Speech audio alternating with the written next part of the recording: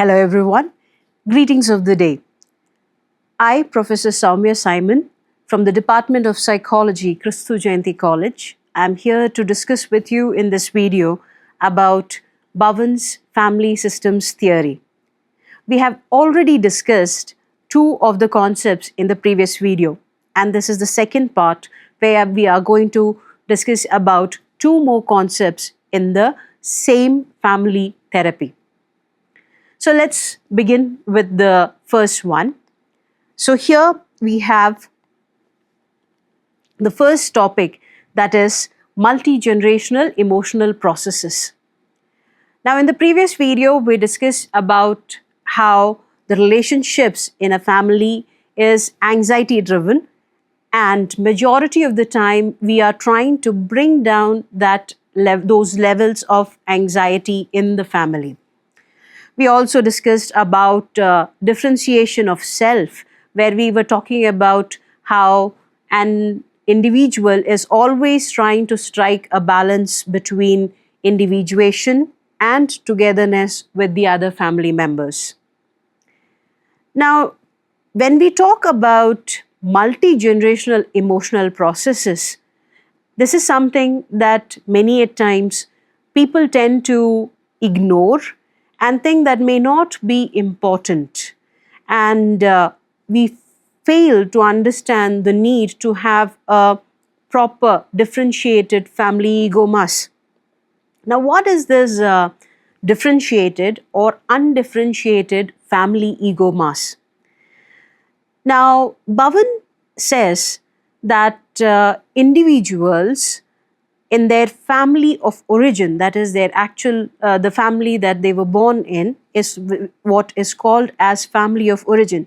So according to Bhavan, individuals in their family of origin have different kinds of experiences and sometimes are likely to have certain conflicts and concerns that they would have had or gone through in their childhood.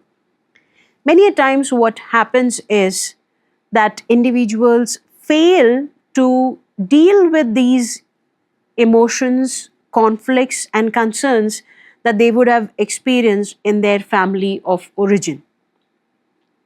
In turn, what ends up happening is when they decide to form or become part of a new family, that is, two individuals, when they come together in marriage, they fail to understand that they actually need to deal and resolve the conflicts and concerns that are there with their family of origin.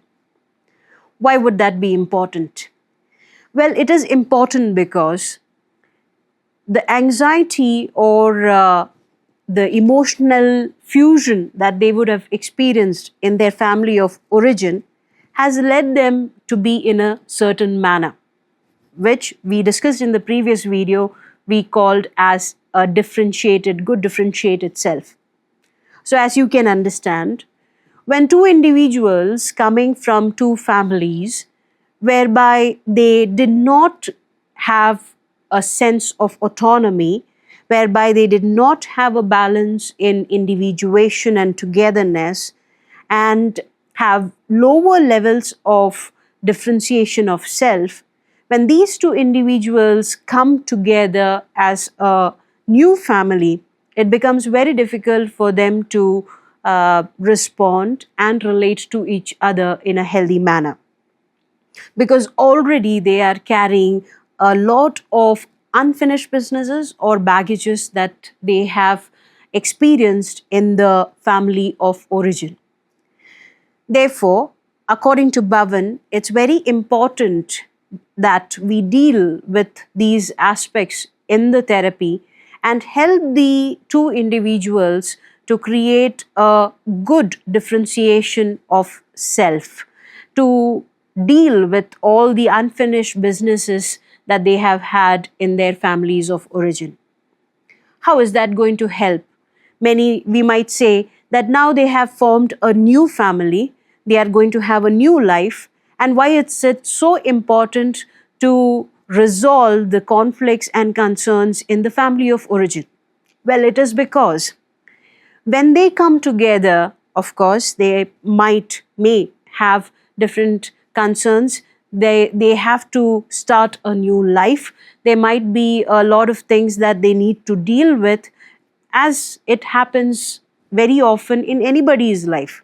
Now, when they start this new life, new family, it's extremely important that they have a good support from the other family members, so that anytime there is any kind of anxiety provoking situation that is there in this new family, they always have somebody that they can rely on or fall on to for help.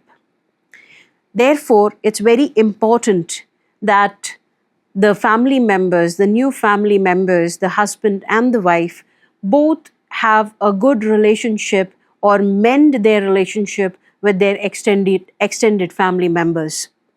Well, this brings in the concept of distributing their psychic energy. That is, if the family members or an individual constantly pours out their emotions and anxiety or anything onto just one single person, the other person is likely to get overwhelmed eventually. So the couples who do not have an extended family members, good relationship with the extended family members, they are more likely to share everything with the other person. They have just one person to share everything with, and the other person is likely to become more overwhelmed. On the other hand, if both husband and wife have a good relationship with their extended family members, they have more resources to vent out or let out their different emotions and to share situations or anxiety driven situations with other people. Let's say if there is a financial crisis, we have other extended family members who are going to be there to help them out. Let's say they have to handle a particular situation, take care of their own children, bringing them up. If there is any kind of concern that they are facing in their family, they always have these extended family members that they can rely on. So it's not just one resource that they are relying on to vent out or to cry out for help, but they have a lot of other resources whereby they can get help from, they can get support from. Therefore, it's extremely important that multi-generational emotional processes are understood within the families and are taken care of, and the resources are increased by maintaining and creating good, healthy relationships with the extended family members. The second aspect that we are going to deal with or understand is the societal emotional processes. Now, here what Bhavan is trying to say is that there are a lot of things that happen within the society. There are a lot of norms, there can be a lot of stereotypes that we go about with. There are certain fixed gender roles or maybe sometimes roles as a family, as a couple, as children. There are a lot of expectations and norms that are set by the society. These norms and these sometimes stereotypes have a very strong impact on how an individual family functions. But according to Bhavan, if a family has a good sense of autonomy, a good sense of differentiation of self that is practiced in relationships within the family, they are less likely to get affected by these societal emotional processes. And if something is happening outside the family, if there are individuals or other community members commenting and coming in with different aspects, families that have a stronger or higher level of differentiation are capable of keeping it outside and knowing that this is not something that needs to influence our family, and they are very clear with their convictions, their belief systems, and the way they want to relate with each other and how they want to help each other. So in families where there is a higher level of differentiation, they are less likely to get affected by the societal emotional processes. So as you have seen, we in this video have discussed two more concepts according to Bhavan, that is multi-generational emotional processes, whereby we are focusing or emphasizing that we need to have a good and healthy relationship with the extended family members, so that any individual or any new family or couple is able to have more resources to vent out and gets a better support system to deal with different phases of life.